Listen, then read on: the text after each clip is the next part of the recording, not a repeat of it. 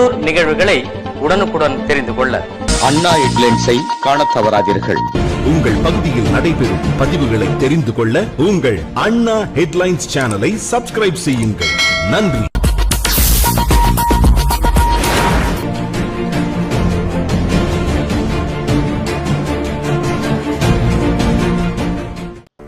கோவில் நகரமாகவும் பட்டு நகரமாகவும் போற்றப்படும் காஞ்சி மாநகரில் ஆனி மாத முதல் வெள்ளிக்கிழமையொட்டி காஞ்சிபுரம் ஸ்ரீ காமாட்சி கோவிலில் பக்தர்கள் தங்கத்தேர் இழுத்து வழிபாடு செய்தனர்.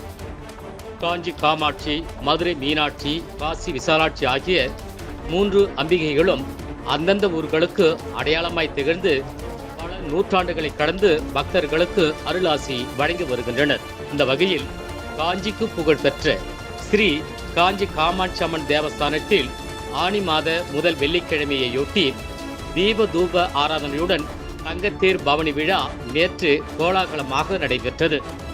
சிவ, விஷ்ணு, பிரம்மா ஆகிய மும்மூர்த்திகள் அடங்கிய குதிரை வாகனத்துடன் கூடிய தங்கத்தேரில் அலைமகள் மற்றும் கலைமகள் என்று அழைக்கப்படும் சரஸ்வதி வலது புறத்திலும் லக்ஷ்மி இடது புறத்திலும் எழுந்தருளச் செய்து விண்ணை பிளக்கும் வான வேடிக்கைகளுடன் மங்கள வாத்தியத்துடன் சிம்ம வாகனத்துடன் கூடிய ஸ்ரீ காஞ்சி காமாட்சி அம்பாள் பட்டாடை உடுத்தி மல்லி, முல்லை, சம்பங்கி, ரோஜா உள்ளிட்ட பல வண்ண மலர்களால் அலங்கரிக்கப்பட்ட தங்கத்தேரில் எழுந்தருளி உள்ளூர், வெளியூர் மற்றும் வெளி மாநில பக்தர்களுக்கு அருளாசி வழங்கினார்.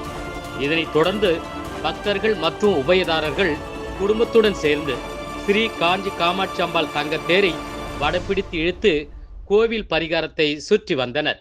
இதற்கான ஏற்பாடுகளை ஒவ்வொரு வாரமும் காஞ்சி சங்கரமடமும் ஸ்ரீ காஞ்சி காமாட்சி அம்பாள் தேவஸ்தான கோவில் நிர்வாகமும் மிக சிறப்பாக செய்து வருவது குறிப்பிடத்தக்கது.